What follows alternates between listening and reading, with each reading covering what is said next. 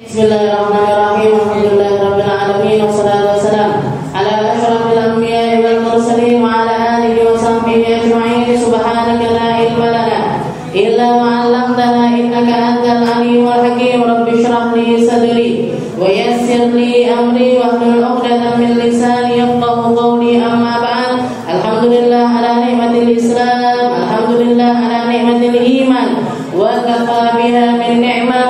Allahumma barik lana fi Rajab wa Sya'ban wa ballighna Ramadan wa ballighna Ramadan wa ballighna Ramadan wa a'inna 'ala siyam wal qiyam wa qira'atil Qur'an wa qanni'na bil yasir minal manam. Alhamdulillah, segala puji bagi Allah Subhanahu wa taala yang mengumpulkan kita, mendudukkan kita, menyatukan hati-hati kita untuk duduk bersama-sama berzikir serta mengkaji perkara-perkara yang datangnya dari Nabi Muhammad sallallahu alaihi wasallam. Janji-janji yang Allah taala janjikan di dalam Al-Qur'an merupakan sesuatu yang pasti akan terjadi, sesuatu yang pasti akan ditunaikan, sesuatu yang pasti akan dibalaskan oleh Allah Subhanahu wa taala, mau itu pembalasannya di dunia atau di akhirat, mau kita dapat ganjarannya di dunia atau di akhirat, mau kita bisa merasakan nikmatnya di dunia atau diakhirkan semuanya oleh Allah taala untuk akhirat kita. Tapi yang pasti semua yang dijanjikan oleh Allah taala itu benar, semua yang dijanjikan oleh Allah taala itu akan kita dapatkan. Seperti di malam Isra Mi'raj ketika Nabi kita Nabi Muhammad sallallahu alaihi wasallam naik ke atas langit, di langit yang ketujuh beliau ketemu dengan Abul Anbiya, ketemu dengan abahnya para nabi, seseorang yang mendapatkan gelar dari Allah taala dengan nama Khalilullah, yaitu kekasihnya Allah. Nabi kita Nabi Allah Ibrahim. Dikatakan Nabi Allah Ibrahim mengatakan kepada Nabi Muhammad, ya Muhammad, balligh minni assalam ala ummatik. Wahai Muhammad, sampaikan salamku kepada umatmu, sampaikan salamku kepada pengikutmu, sampaikan salamku kepada orang-orang yang ada di belakangmu, yang rela untuk berkorban untukmu. Katakan kepada mereka, annal jannata ghirasuha subhanallah walhamdulillah wa la ilaha illallah wallahu akbar. Katanya Nabi Allah Ibrahim, katakan wahai Muhammad kepada umatmu, sungguh syurga itu adalah tempat yang sangat luas, tanah yang sangat indah, air mengalir di mana-mana dengan derasnya. Dan kalau mereka mau masuk ke dalam syurga, sungguh tanaman-tanaman syurga itu tunasnya adalah subhanallah walhamdulillah wa la ilaha illallah wallahu akbar. Di dalam riwayat yang lain Nabi Muhammad menceritakan anna ghirasaha la haula wa la quwwata illa billahil aliyyil azim. Tunas-tunasnya syurga itu adalah kalimat-kalimat thayyibah. Tanaman-tanaman syurga itu ditanam dengan tunas atau tanaman yang kita tanam ketika kita masih ada di dunia ini, yaitu berupa kalimat tasbih, berupa kalimat tahmid, berupa kalimat tahlil ataupun juga hauqalah. Yang tadi semuanya kita baca, yang tadi semua kita amalkan. Jadi ketika kita baca seperti itu, Bu, kita lagi nanem di surga, kita lagi naruh tunas-tunas di dalam surga. Mungkin enggak kalau orang yang punya tanaman di surga, punya kebun di surga, terus orangnya enggak akan masuk surga? Mungkin apa mboten? Enggak mungkin. Oke, jenengan lagi DP surga, jenengan lagi nyari tempat di surga, jenengan lagi naruh memperindah surga kita dengan amal-amal perbuatan. Ini salam yang diucapkan oleh Nabiullah Ibrahim kepada umatnya Nabi Muhammad sallallahu alaihi wasallam di malam Isra Mi'raj. Ketika Nabi Muhammad malam Isra Mi'raj ketemu sama semua nabi, dan semua nabi mengucapkan salam kepada kita, mengucapkan salam untuk umatnya Nabi penutup yang juga juga menjadi khairul ummah, yang menjadi sebaik-baiknya umat. Carilah surga semampumu, carilah tempat tertinggi untuk surgamu, perindah seindah-indahnya tempat kembali abadimu. Kalau kehidupan di dunia ini semuanya terbatas, jenengan ngapi-ngapi omah nikmatnya seberapa? Jenengan ngasih ornamen-ornamen bagus di rumah-rumah kita, nikmatinnya cuman sampai umur berapa? Tapi kalau di surga Bu, selama-lamanya. Kalau di surga Bu, semuanya akan mampu kita nikmati dengan sepuas-puasnya, dengan seindah-indahnya, dengan senikmat-nikmatnya. Tempat yang sudah tidak ada kesedihan lagi, sedangkan tempat ini penuh dengan kesedihan. Surga, tempat yang tidak ada kekhawatiran lagi, sedangkan di sini penuh dengan kekhawatiran. Tadi malam bisa tidur napa mboten? Wes marem kalih sing dicoblos. Deg-degan apa ndak? Nggih. Kalau tadi malam tidurnya nyenyak, alhamdulillah. Nggih. Berarti apa? Berarti ndak jedit, Bu. Nggih. Tapi kalau sedikit-dikit buka quick count, buka lagi quick count, buka lagi quick count, nggih. Atau TV-nya 24 jam, kisah jane sopo, naik deg-degan, turun deg-degan juga. Naik yang paslon yang kita usung seneng, turun sedih. Niki tondo-tondone Bu, nggih. Tondo-tondone kalau nopo? Tondo-tondone kalau dunia ini tempatnya kekhawatiran, tempatnya ketakutan. Engko lek presidene Pak kuwi aku piye yo? Nanti kalau presidennya Pak itu gimana ya? Nanti kalau presidennya Pak ini gimana ya?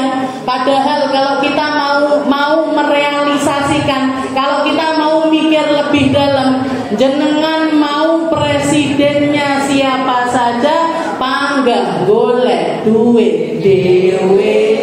Jenengan mau presidennya siapa saja, utang yo kudu dibayar dewe. Semuanya panggah dewe Bu. Jenengan antar jemput anak yo dewe, bayar SPP ne bocah yo dewe, mikir kehidupan yo dewe, semuanya dewe-dewe. Terus nyapo awake dhewe sampai lok-lokan kemarin itu kenapa? Kenapa kok sampai saling menjatuhkan seperti itu? Kenapa? Nggih, makanya ulama-ulama kita mengatakan junjung, kasih, istilahnya naikkan, share yang baik-baik dari siapapun yang Anda condong kepadanya, tapi tanpa menjatuhkan yang lainnya, tanpa menghina yang lainnya, tanpa ngolok-ngolok yang lainnya. Kenapa? Karena semua kalimat kebencian itu sumbernya dari hati yang penuh benci. Lisan yang penuh dengan olok-olok menunjukkan kalau lisannya sangat kotor. Jempol-jempol yang sukanya nge-share yang jelek-jelek nunjukkan kalau jempolnya perlu diistighfari. Astagfirullah, astagfirullah, astagfirullah. Ngoten Bu, nggih. Kenapa? Kalau hatinya orang bersih, kalau hatinya orang tenang, dia juga cuma akan nge-share sesuatu yang bikin hatinya tenang. Aku kok seneng karo Pak Iki, muga-muga dadi presiden, kelebihannya ini, dedikasinya ini, riwayatnya begini, begini, begini. Ada orang nyaut tapi kan sakarepmu, nggih. Sakarepmu, istilahnya terserah. Orang mau menunjukkan keburukannya orang lain, saya nggak pengen noleh kepada keburukannya, tapi saya fokus dengan kebaikannya. Kalau masalah menang sama kalah, niku sesuatu yang biasa, bahkan amat sangat biasa, nggih, amat sangat biasa.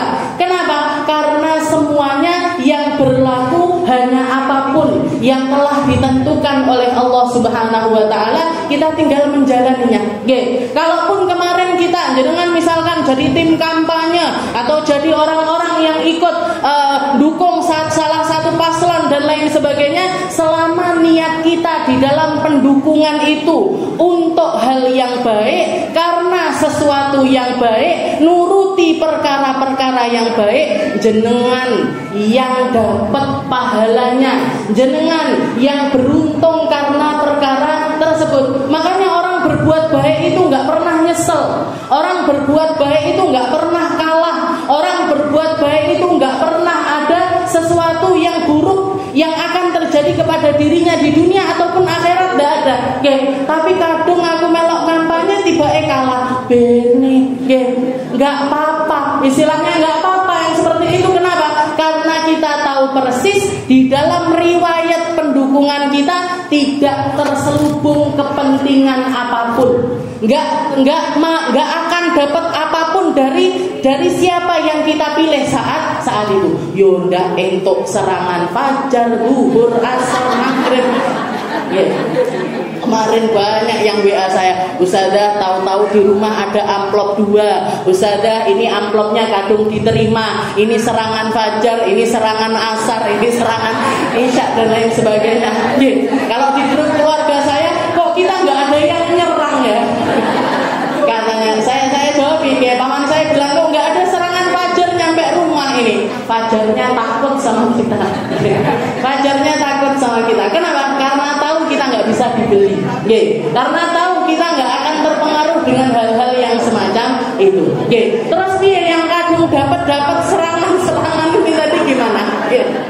Jenengan gunakan untuk sesuatu, belikan sesuatu yang kita nggak ngambil manfaat dari situ dan juga tidak bermanfaat untuk sesuatu yang sifatnya itu keagamaan.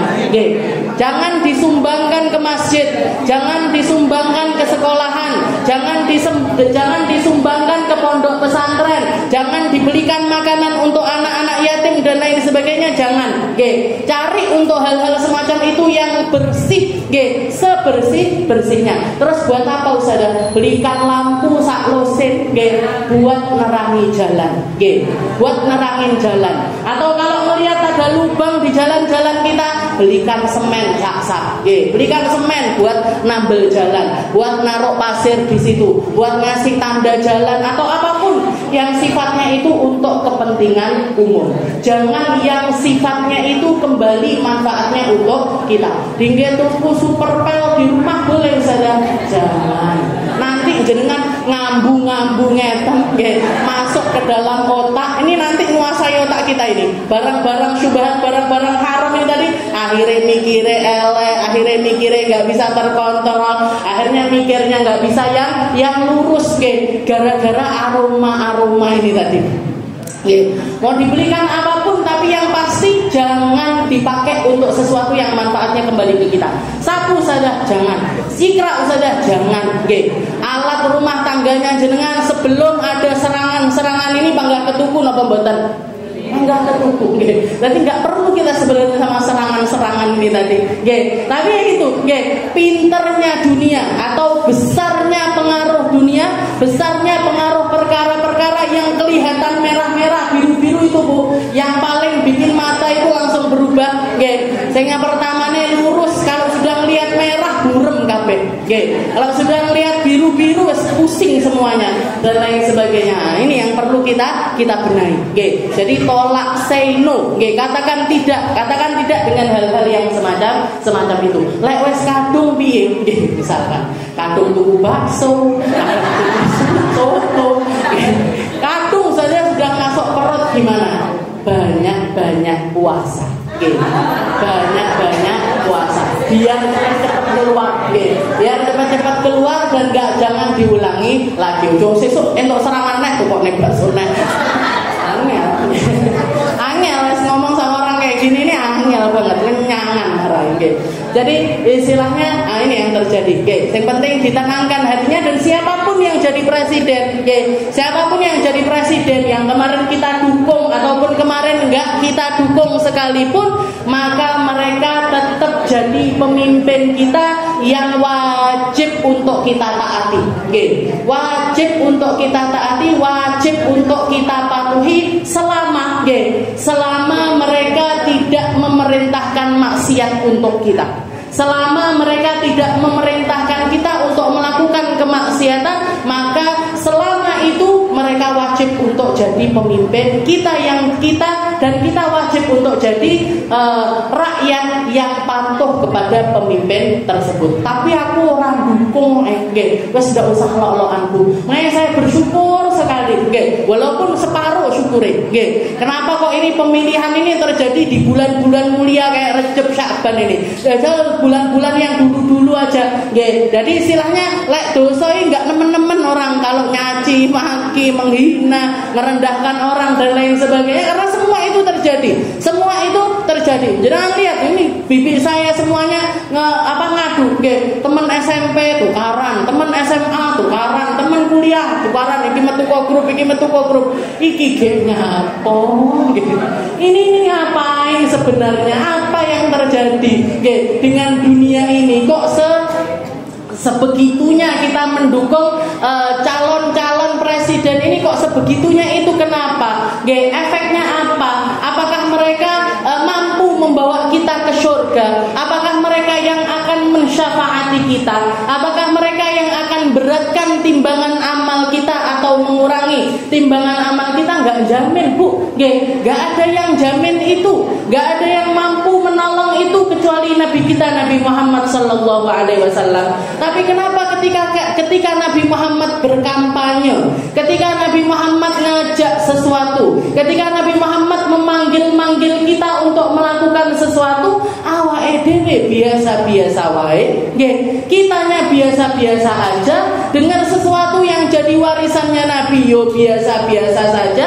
Ada ulama datang, oh Pak Taufik karo Ustaz Taufik podo ae. Jadi nggak ada bedanya, yo nggak greget, ya nggak pengen nyambut, ya nggak pengen salim, nggak pengen nih. Tapi laki-laki jangan salim, Bu. Jadi nggak ada greget yang luar biasa sampai seperti itu nggak ada.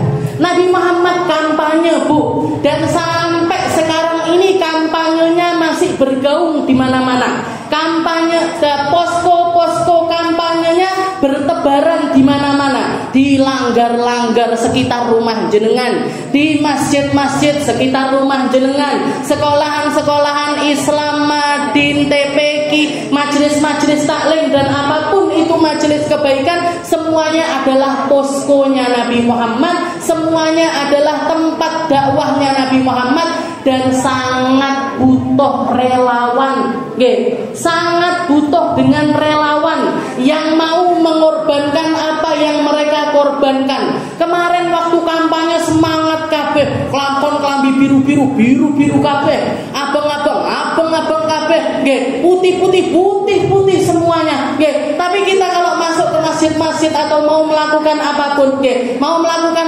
dihina-hina, nyapo dadak dress kotan, mau majelisan kok dress kotan. Kita kampanye dress kotan. Apa salahnya kalau majelis kita sesekali juga dress kotan? Isra Mi'ratan kemarin tapi lupa nggak ada dress code-nya mulutan atau milad dan lain sebagainya. Niatnya apa? Niatnya syiar, niatnya syiar. Kita sedang apa di situ? Kita sedang jadi relawannya Nabi Muhammad Sallallahu Alaihi Wasallam, ngewangi masjidnya Nabi, meramaikan masjidnya Nabi, dukung majelis-majelisnya Nabi, mensyiarkan apa yang disyiarkan oleh Rasulullah Sallallahu Alaihi Wasallam. Kampanyenya Nabi berlanjut dan terus ada dan akan selalu ada di sekitaran kita sampai kiamat nanti. Mendingan istilahnya daripada jenengan jadi relawannya presiden-presiden, caleg-caleg yang nggak jelas nih, lek sing jelas jenengan dukung nggak apa-apa, lek nggak jelas ini, mendingan kita istilahnya ikut serta mendukung sesuatu yang menjadi warisannya Rasulullah Sallallahu Alaihi Wasallam. Mugi-mugi hati kita sama Allah Ta'ala disatukan, mugi-mugi pikiran kita sama Allah Ta'ala disatukan, mugi-mugi apapun yang ada untuk negeri kita tercinta ini, mugi-mugi semuanya akan selalu membawa kedamaian, selalu membawa kebaikan, selalu membawa perkara-perkara indah untuk kehidupan kita di dunia sampai kehidupan akhirat kita. Dunia kita indah, akhirat kita indah. Baik di sini, baik di sana. Senang di sini, senang juga di sana. Wes, mari lek lok-lokan, tukaran dan lain sebagainya. Habis ini Ramadan, nggih. Habis ini Ramadan, percuma jenengan masuk ke dalam Ramadan 1000 kali sekalipun, tapi satu sama lain dengan sesama muslimnya bermusuhan, nggih. Aku wis seminggu ora enggak sapa-sapaan sama temenku yang ini. Nyapo? Lah aku 01, dhek 02. Aku sudah enggak mau ke rumah temenku itu. Nyapo? Aku 02, dhek 03 Kena apa? Lucu Bu. Jadi saya melihat kemarin itu, ini apa, ini kenapa? Statusnya orang-orang itu ada apa? Kok kayak badai? Satu ngelok neliannya, satu. Itu belum masuk grup-grup loh saya. Itu saya belum masuk grup-grup. Baru melihat statusnya orang-orang aja udah ngeri. Baru melihat statusnya orang-orang, dan orang-orang sebagian orang-orang majelis. Walaupun saya nggak kenal satu persatu sama jenengan, tapi beberapa ada yang saya simpen. Ini kenapa dan ini kenapa? Seistilahnya kalau mau share yang baik-baik, kalau mau nge-share yang baik-baik, yang buruk-buruk disimpen aja. Nggak usah di-share, nggak usah yang bikin orang gergeten, yang bikin orang ngelok nih dan lain sebagainya, jangan simpen aja. Nggak usah ikut jadi penyebar perkara-perkara yang semacam itu. Sambil kita tutup dengan nastaghfirullahaladzim. Ditutup, ya Allah, sudah selesai kampanyenya, sudah tenang, kita sudah nyoblos pilihan-pilihan kita. Muga-muga yang terbaik, muga-muga yang yang paling bawa kebaikan, muga-muga yang bermanfaat untuk kita secara pribadi terlebih dahulu, dan untuk negeri kita. Semoga yang baik-baik yang akan terjadi. Kita lanjutkan pembahasan kita, mendingan ngaji sulam taufiknya tadi. Ngaji sulam taufik gak panas, Qala al-mu'allif rahimahullah ta'ala wa nafa'ana bi ulumi fid dharain amin. Faslun minal wajibatil qalbiyah al-imanu billah wa bima ja'a 'anillah wal iman bi rasulillah wa bima ja'a 'an rasulillah. Di halaman 49 bagian bawah niku kewajiban setiap mukmin, atau kalau terjemahannya di halaman 51 setelah dibahas di dalam kitab Sulam Taufik ini caranya wudu, caranya sholat, caranya puasa, caranya zakat, bahkan sampai kewajiban memberi nafkah kepada orang-orang yang memang wajib ada di bawah tanggungan kita semuanya. Beliau masuk ke dalam bab ini, yaitu bab tentang ketauhidan. Dikatakan wa minal wajibatil qalbiyah, termasuk salah satu hal, kalau kemarin itu yang ditata dohirnya kita, yang ditata apa yang tampak dari kita, apa yang kelihatan dari kita. Setiap masuk waktu subuh, sholat subuh 2 rakaat, masuk waktu zuhur, sholat zuhur, asar, itu yang ngatur tentang sholat kita, ngatur tentang puasa kita, apa yang boleh kita konsumsi, apa yang nggak boleh kita konsumsi, kapan kita boleh makan, kapan kita nggak boleh makan, kapan waktunya, puasa dibahas, zakat tentang harta kita dibahas, tentang sedekah dan lain sebagainya dibahas. Jadi amaliyah dohir itu sudah diajarkan sama Habib Abdullah bin Husain bin Tahir. Setelah itu beliau memasukkan kita ke dalam bab yang sifatnya itu qalbiyah. Sifatnya itu tentang keadaan ruh kita, tentang hati kita. Beliau mengatakan faslun minal wajibatil qalbiyah, termasuk perkara-perkara yang wajib ada di dalam hati kita. Selain perkara ini gak wajib ada. Sesuatu yang harus ada di dalam kondisi hati kita, kondisi ruh kita, yang paling utama dan terutama, ada di dalam 2 hal yang pertama, yaitu al-imanu billah wa bima ja'a 'anillah. Iman sama Allah, percaya sama Allah, yakin sama Allah, dan meyakini apapun yang datang dari Allah Subhanahu wa ta'ala. Percaya sama kitab-kitabnya 100%. Percaya dengan malaikat-malaikatnya 100%. Percaya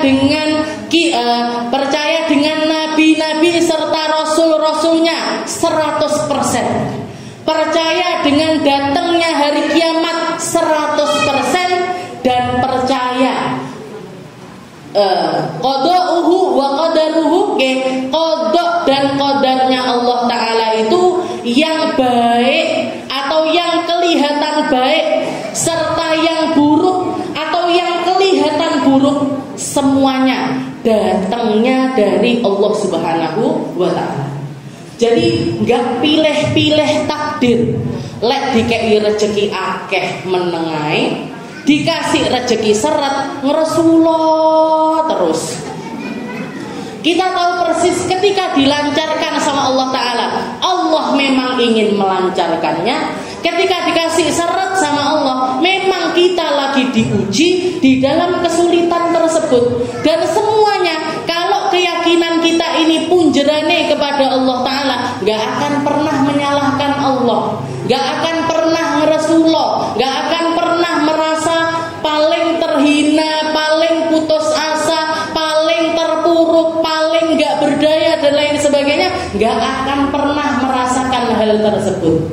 Gak akan pernah merasakan hal tersebut. Jadi perkara pertama atau minal wajibatil qalbiyah, kewajiban hati yang harus ada dan harus selalu jadi keilmuan kita dan harus selalu kita tingkatkan adalah keyakinan kita kepada Allah Ta'ala dan yang sedang semua yang datangnya dari Allah Subhanahu wa ta'ala.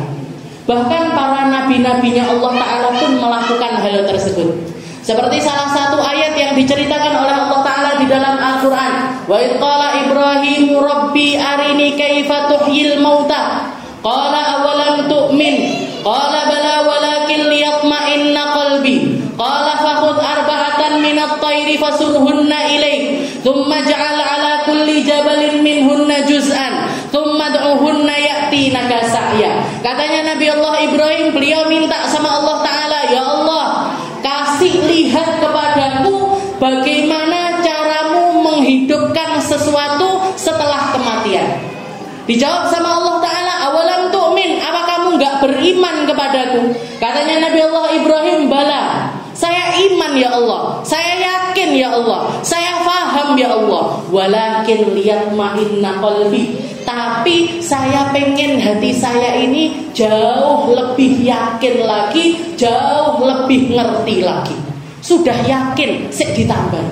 Sudah ngerti, sik ditambahi. Sudah paham, masih terus minta kepahaman dari Allah Subhanahu wa ta'ala.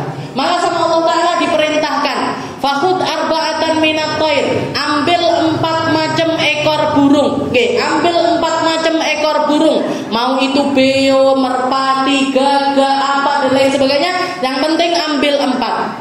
Fasurhunna ilaika thumma ja'al ala kulli jabalin minhunna juz'an. Setelah itu cacah-cacahan. 4 ekor burung ini tadi potong-potong, sembelih, setelah itu potong-potong, campurkan, taruh setiap bagi menjadi 4 bagian, ambil kepalanya untuk kamu simpan di kotak yang ada di sampingmu. Yang 4 ini taruh satu di gunung ini, satunya gunung ini, satunya gunung ini. Misalkan di Jawa Timur ngoten, siji tekek ning gone Gunung Kelut, siji ning Semeru. Semeru Jawa. Nggih. Entahlah, nggih. Merapi, Bromo dan lain sebagainya. Nggih. Jadi taruh di 4 gunung itu tadi. Nggih. Fasurhunna ilaika tsumma ja'al ala kulli jabalin minhunna juz'an. Setelah itu apa? Tsumma du'un. Setelah itu panggilan burung-burung itu. Nggih. Ya'tinaka sa'ya. Mereka akan melesat langsung datang kepada dirimu. Dikatakan cacahan-cacahan burung ini tadi, nggih, cacahan-cacahan hewan yang sudah dicacah sama Nabi Ibrahim ditaruh di gunung-gunung tersebut dalam waktu sekejap ketika dipanggil sama Nabi Ibrahim melesat datang di hadapannya beliau tanpa kepala, sambil mengepakkan sayapnya ada di hadapannya Nabi Allah Ibrahim, tinggal kepalanya ada di kotak yang ada di bawah Nabi Allah Ibrahim. Ketika dibuka, satu persatu melesat ke kepala mereka masing-masing dan gak tertukar sama sekali. Gak sing kepalane beo, nggih, awake merpati. Napa gagak kepalanya Raja Wali, boten, nggih, gak ketuker sama sekali.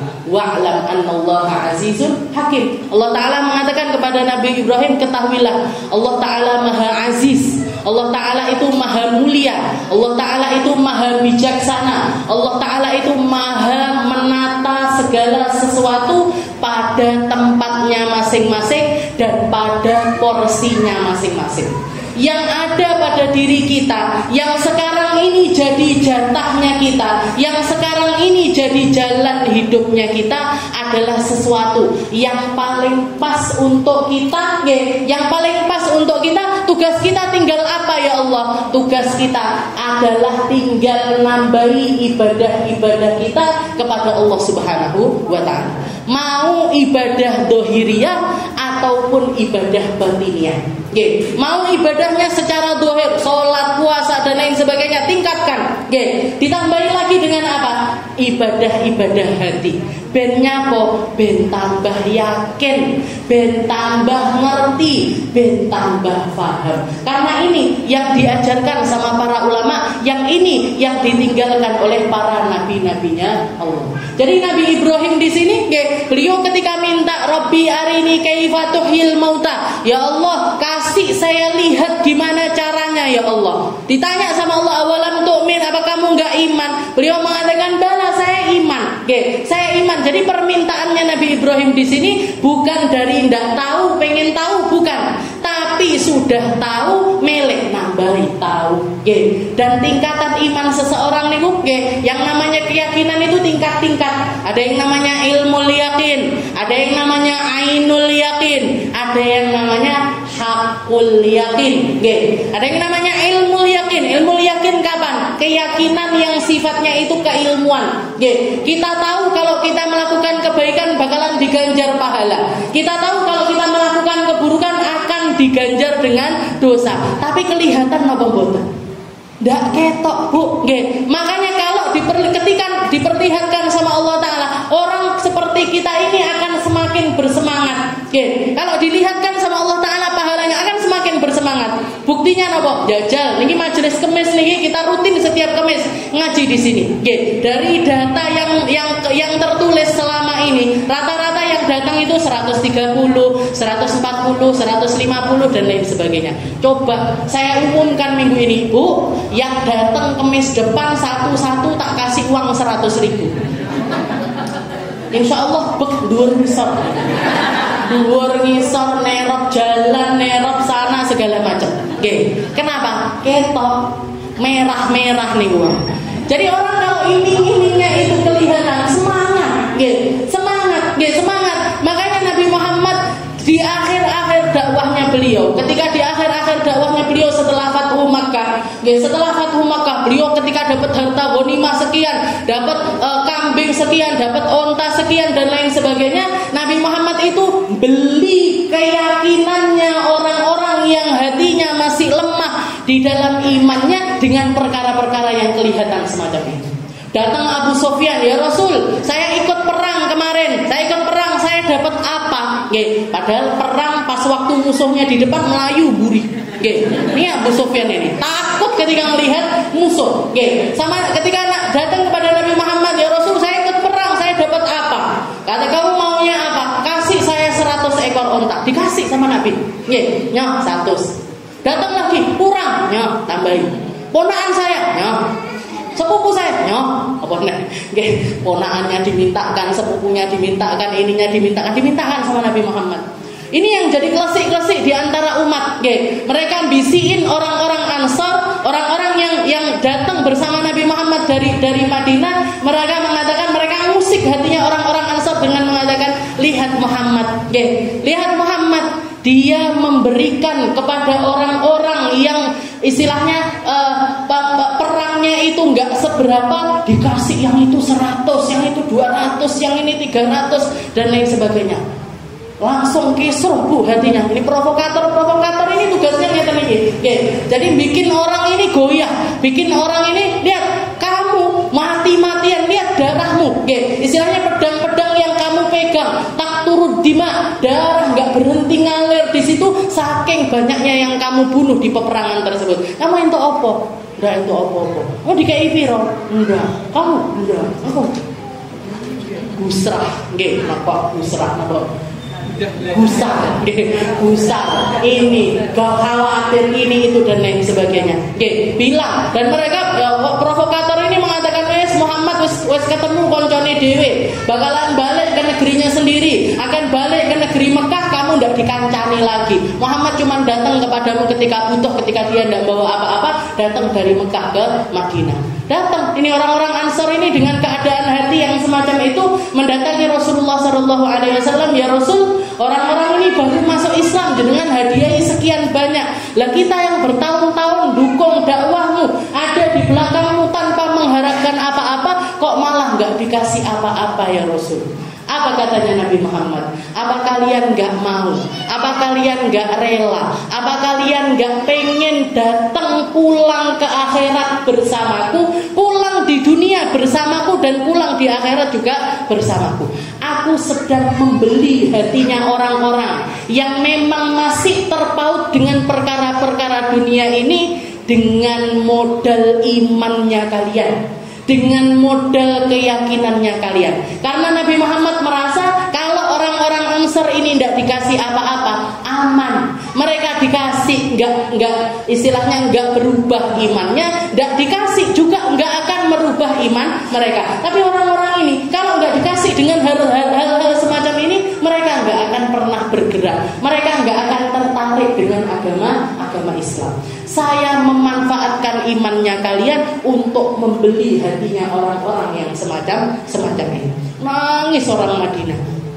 Radina bi Muhammad, radina bi Rasulillah. Mereka langsung seperserempak mengatakan, kami ridho dengan kepulangan kami bersama Nabi Muhammad sallallahu alaihi wasallam. Meskipun gak dapat unta, meskipun gak dapat kambing, meskipun gak dapat sapi, tapi mereka pulang bersama Rasulullah sallallahu alaihi wasallam. Ini yang perlu kita tingkatkan, Bu. Kapan hati kita punya hati yang semacam ini? Kapan ruh kita bisa ikhlas tulus semacam mereka? Kapan kita bisa berkorban untuk Nabi Muhammad SAW tanpa mengharapkan apa-apa? Melek mulai karo Nabi, cuman pengen masuk surga bersama Nabi, cuman pengen sholat dan juga merasakan apa yang dirasakan orang-orang yang imannya itu luar biasa di hadapan Rasulullah SAW.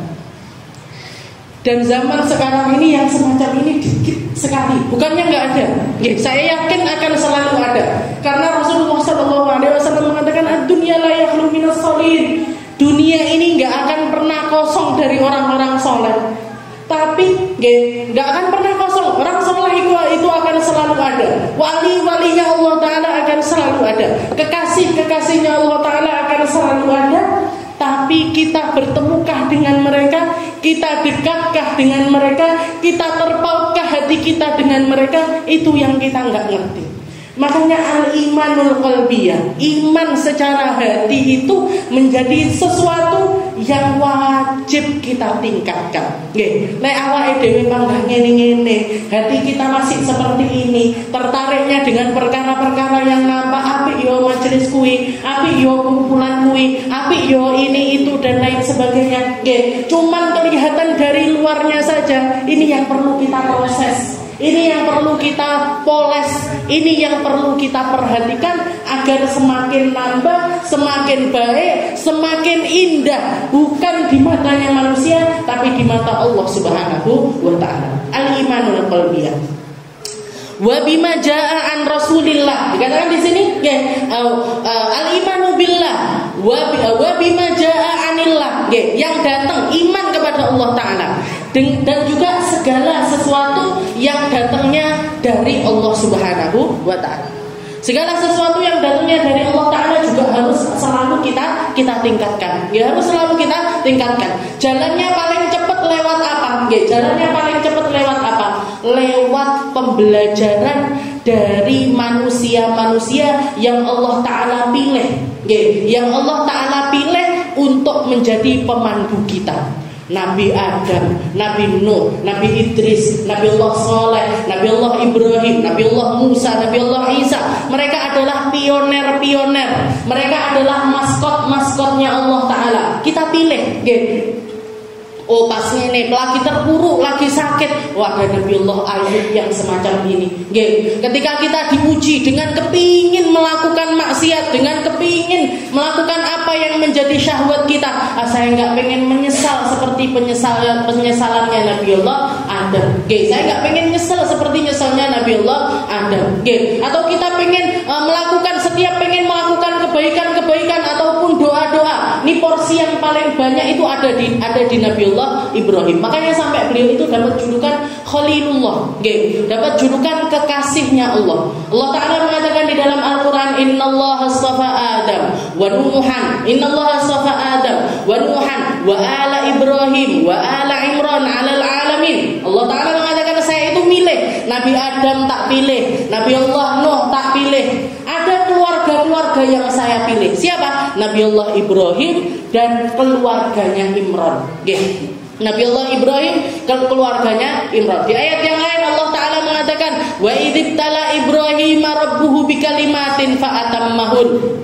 Qala inni ja'iluka linnasi imama qala wa min dzurriyyati. Salah satu hal yang paling menarik dari Nabi Allah Ibrahim seperti yang dikatakan oleh Allah Ta'ala, Nabi Ibrahim itu kenapa kok istimewa? Karena setiap kali dapat ujian atau apapun yang datang kepada beliau, atau apapun yang dimiliki oleh Nabi Ibrahim, beliau selalu menyempurnakan usahanya.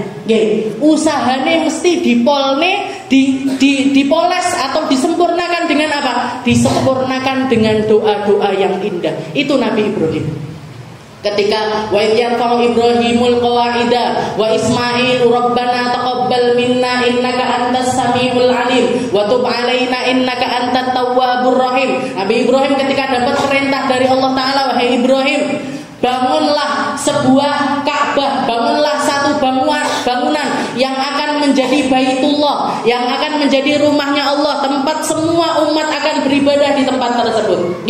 Begitu selesai bangun, apa yang beliau lakukan? Ngangkat tangannya minta sama Allah Ta'ala, Rabbana taqabbal minna innaka antas samiul alim. Ya Allah, muga-muga yang saya bangun ini jenengan kersa untuk nerima. Ya Allah, yang saya berikan ini muga-muga pantas untuk saya persembahkan kepada Rabbana taqabbal minna innaka antas samiul alim. Engkau maha mendengar, engkau maha mengetahui. Antas sami' wa tub alaina. Masih ditutup lagi sama beliau, wa tub alaina innaka antat tawwab. Kasih taubat kepada kami, ampuni kami, hapuskan kesalahan-kesalahan kami, engkau maha menerima taubat. Langsung dijawab sama Allah Ta'ala, inni ja'iluka linnasi imama. Kamu tak jadikan pemimpin umat manusia, wahai Ibrahim. Kamu saya jadikan pemimpinnya semua nabi. Kamu saya jadikan kekasihku. Kamu saya jadikan orang yang paling penting di masa ini untukku. Inni ja'iluka linnasi imama. Orang digitukan sama Allah Ta'ala, istilahnya diangkat dengan pangkat yang semacam itu. Beliau tidak menyia-nyiakan kesempatan itu, minta lagi sama Allah Ta'ala, wa min dzurriyyati. Jangan saya tok ya Allah, semoga anak cucu saya juga jadi pemimpin. Jenengan ngangkat saya jadi kekasih, semoga anak-anakku juga jadi kekasihmu.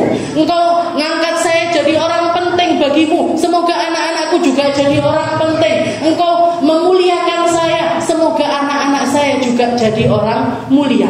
Tidak disia-siakan kesempatannya. Ini saya belum pernah melihat ini. Ada orang semacam ini saya belum pernah melihat.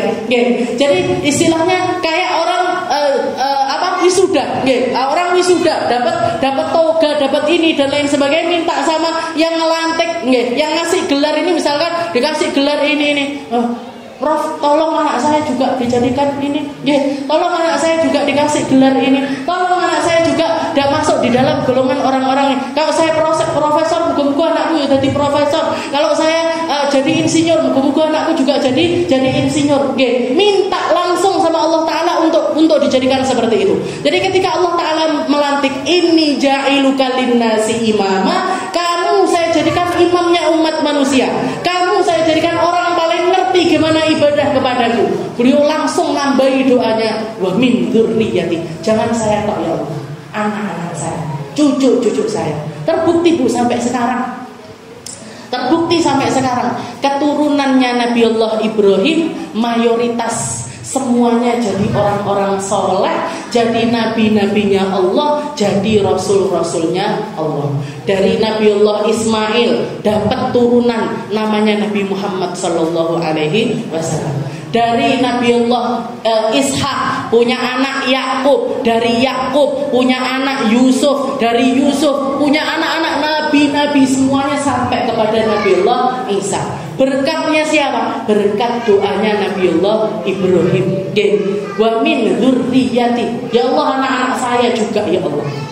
Jadi lek donga sempurnakan seperti doanya Nabiullah Ibrahim. Makanya doanya di Al-Qur'an itu banyak sekali. Doanya Nabi Ibrahim itu di Al-Qur'an banyak sekali. Rabbi inni anzaltu min dzurriyyati fi ardin ghairi dzi zar'in. Ya Allah, jangan nyuruh saya ke sini, tempat yang enggak ada tanaman, enggak ada air, tapi saya patuh kepadamu, saya yakin kepadamu, saya nggak ngerti nanti mereka masa depannya ini seperti apa, tapi saya yakin jenengan akan ngaturkan tempat terbaik untuk mereka. Disuruh ninggalkan istrinya sama anaknya di tempat yang nggak ada apa-apa sama sekali.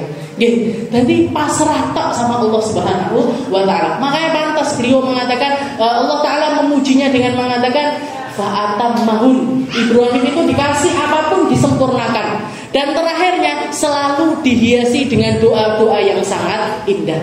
Pernah Nabi Ibrahim itu pernah ketika beliau orang rumah tangga, orang berumah tangga, hidup seadanya, sederhana dan lain sebagainya. Istrinya minta makan malam, istrinya anaknya minta makan malam. Di rumah nggak ada apa-apa. Keluar rumah, sudah tengah malam, sudah malam, mau nyari uang di mana, mau kerja apa, gelap gulita, nggak ada apa-apa. Akhirnya beliau satu-satunya jalan adalah mengunjungi sahabat-sahabatnya untuk minta sesuatu buat ganjel lapar dirinya dan juga keluarganya. Dilalah ke rumah sahabatnya satu, ditolak. Di rumah sahabat satunya lagi ditolak. Jadi minta makan nggak dikasih, minta minum nggak dikasih. Jadi beliau ini kan orang digitu kan gelo apa boten? Lapar, haus, bukan cuma dirinya, seanak-anaknya yang diharapkan satu-satunya hanya teman-temannya, ternyata ditolak sama teman-temannya. Akhirnya Allah Ta'ala memerintahkan malaikat Jibril untuk mendatangi Nabi Ibrahim. Tanyakan kepada Ibrahim, ma akhrajaka minal bait. Kamu itu keluar dari rumah itu karena apa? Sebab hajat apa? Gara-gara apa? Dijawab sama Nabi Ibrahim, saya butuh makan ya Allah. Saya butuh untuk makan malam ini. Dan tidak ada satupun yukriduni, gak ada satupun yang saya minta yo gak dikasih, saya ngutang yo gak diutangi ya Allah. Saya ngutang juga gak diutangi. Maka dijawab sama Allah Ta'ala, lima la tas'alni. Kenapa kok gak minta sama aku? Kenapa kok gak minta sama aku? Kamu punya Tuhan yang kalau diminta apapun gak akan pernah mengatakan tidak, gak akan pernah tidak mengabulkan doa. Kenapa gak minta kepadaku? Maka Nabi Ibrahim mengatakan, ini istahyaitu ya Rabb, saya malu ya Allah, mosok perkara makan malam minum aja minta sama Allah. Masa perkara makan malam aja saya harus minta kepadamu ya Rabb. Maka Allah Ta'ala mengatakan salni, mintalah kepadaku, hatta milha asyaik, walaupun itu yang kamu minta adalah garam untuk makan malammu, ataupun juga pelana yang akan istilahnya bukan pelananya, tapi gantungannya pelana kuda niku, kan ada pelananya, jadi gantungannya yang untuk pijakan itu kalau kamu nggak punya, you juga mintalah kepadaku. Kamu punya Tuhan yang innallaha yuhibbul mulihina fid du'a. Kamu punya Tuhan yang sangat senang kalau dimintai. Sedangkan manusia kalau kamu minta terus-terusan kepada mereka akan ada bosannya, mereka akan ada marahnya, dan kamu akan jadi orang yang capek. Orang paling capek itu siapa? Orang kalau ditanya orang paling capek itu siapa? Orang-orang yang sukanya itu atau yang nyandarkan sesuatunya itu kepada manusia. Ini paling capek, nggih. Paling capek. Jenengan kalau misalkan di rumah, nggih, ngasih isyarat sama suaminya, ya, nggih, minyake entek, gulone entek, sabune entek, nanti pulang kerja tolong belikan, nggih. Pulang kerja sing digawane sabun tok, minyake lali, nggih. Besoknya lagi minyaknya lupa, garamnya belum, ininya belum. Besok nanti pulang kerja dibawakan hanya tok. Kesel nama mboten? Kesel. Ikut duit udah dhewe. Paling capek itu mengharap sama manusia, maupun meskipun itu suami kita, anak kita, orang tua kita, kakek kita, nenek kita, orang-orang yang ada di sekitaran kita sekalipun, tapi mengharap kepada manusia itu sesuatu yang paling bikin capek. Yang gak bikin capek apa? Yang gak bikin capek itu nyandarkan diri kepada Allah Subhanahu wa ta'ala. Nyandarkan diri kepada Allah Subhanahu wa ta'ala. Dan kamu punya Tuhan, kita punya Tuhan yang kalau dimintai justru malah tambah senang. Ya Allah minta garam, ya Allah minta gula, ya Allah minta sabun, ya Allah minta ini dan lain sebagainya, minta semuanya sama Allah ta'ala. Gak malu saja minta kayak gitu. Buat apa-apa. Daripada kita minta sama manusia, tapi mendingan kita minta sama Allah Subhanahu wa ta'ala. Jadi ini ilmunya Nabi Allah Ibrahim. Sampai digitukan sama Allah ta'ala. Kenapa kamu gak minta kepadaku untuk makan malam? Kenapa kamu tidak meminta sesuatu dari aku? Wa bima ja'anillah wal iman bi Rasulillah. Setelah iman kepada Allah, iman kepada apa yang datang dari Allah ta'ala, setelah itu iman kepada Nabi Muhammad sallallahu alaihi wasallam, dan juga iman kepada semua yang datang bersama Nabi Muhammad sallallahu alaihi wasallam. Jadi penuntun hidup kita paling jelas, paling gak akan pernah salah, paling gak pernah kepleset. Kalau ulama manusia yang lainnya bisa benar bisa salah, bisa benar bisa salah, tapi kalau Nabi Muhammad gak akan pernah salah. Nah, yang perlu kita tahu, yang perlu kita dekati siapa? Nabi Muhammad. Dekati secara lisan, dekati secara telinga, dekati secara pandangan, dekati secara hati, dekati secara langkah, dekati dengan apapun yang ada dan yang kita punyai. Jadikan itu semuanya perkara-perkara yang mendekatkan kita kepada Nabi Muhammad SAW. Gimana caranya dekatkan? Pakai telinga. Kasih porsi untuk nyari tahu tentang Nabi Muhammad setiap hari. Kasih porsi telinga untuk nyari tahu tentang Nabi Muhammad setiap hari. Lisan, gimana caranya dekatkan kepada Nabi? Perbanyak salawat. Katanya Nabi, aqrabukum minni yaumal qiyamah aktsarukum alayya salatan. Nanti orang yang bakalan paling dekat sama aku adalah yang paling banyak salawatnya selama hidupnya. Kenapa? Karena setiap kali kita salawat, Nabi Muhammad jawab. Salawat lagi, dijawab lagi. Salawat lagi, dijawab lagi. Kalau banyak salawatnya, akhirnya Nabi Muhammad titen. Oh, wong iki sing gaene salawat. Orang ini yang setiap hari salawat. Orang ini. Nah, makanya sampai dikatakan Sayyidina Abbas ketika nanya, Rasul, mata ajiduka yaumil qiyamah, nanti di hari kiamat itu saya nemui jenengan di mana ya Rasul? Katanya Rasulullah, kamu tajiduni, kamu akan menemukan aku ketika kamu akan melewati sirat, ketemu aku. Ketika kamu akan ditimbang amalnya, kamu akan ketemu dengan diriku. Nanti ketika ditimbang amalmu, saya akan istilahnya sama Nabi Muhammad akan istilahnya dipantau satu persatu. Dan kalau dilihat ternyata keburukannya jauh lebih banyak ketimbang kebaikannya, katanya Nabi, saya akan menjadikan sholawatmu itu untuk pemberat amalmu sampai jadi benar-benar lebih berat, sampai benar-benar jadi lebih berat kebaikannya ketimbang keburukannya. Jadi yang dipakai syafaat sama Nabi adalah salawat kita. Yang dijadikan penolong oleh Nabi untuk kita adalah kenalnya kita dengan Rasulullah Sallallahu Alaihi Wasallam. Wa bima ja'an Rasulillah, dan semua apa yang didatangkan oleh Allah Taala lewat Nabi Muhammad Sallallahu Alaihi Wasallam, lewat Al-Quran, lewat zikir-zikir, lewat syariat, lewat muamalat, lewat aturan-aturan yang diaturkan oleh Nabi Muhammad, semuanya akan mendekatkan diri kita kepada keyakinan kita kepada Nabi. Mungkin nambah terus iman hati kita, iman kita kepada Allah Taala, iman kita sama Nabi Muhammad, iman kita sama perkara-perkara yang baik ditambah terus sama Allah Taala porsinya, dinaikkan terus min ilmil yaqin ila ainil yaqin ila haqqil yaqin.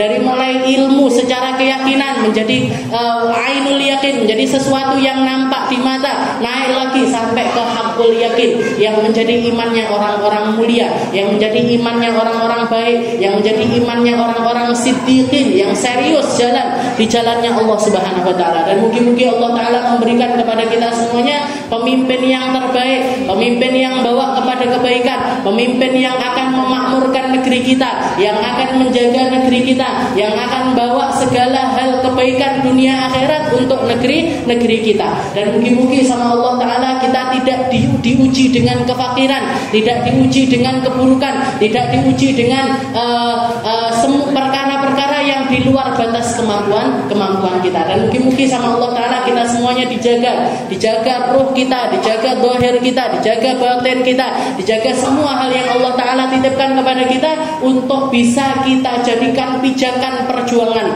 untuk bisa kita jadikan jalan menuju Allah Subhanahu wa taala. Dan mungkin sama Allah Taala kita semuanya dimampukan untuk menjalani ibadah-ibadah di bulan Rajab yang sudah kita lalui, ataupun Sya'ban dan Ramadan yang akan kita datangi. Mungkin dimaksimalkan kebaikannya, dimaksimalkan imannya, dimaksimalkan takwanya, dimaksimalkan perkara-perkara tersebut untuk akhirat kita. Mungkin kita, anak cucu kita, keluarga kita, orang-orang yang kita cintai, semuanya ada di dalam bentengnya Nabi Muhammad Sallallahu Alaihi Wasallam. Dan semoga semuanya dikaruniai sama Allah Taala husnul khatimah, kematian yang baik, kematian yang indah, kematian yang dirindukan, kematian yang penuh dengan ridho dan rahmat dari Allah Subhanahu wa taala. Ala hadhihi niyyah wa ala niyatin salihah wa ila hadratin Nabi Muhammad sallallahu alaihi wasallam bisirril Fatihah.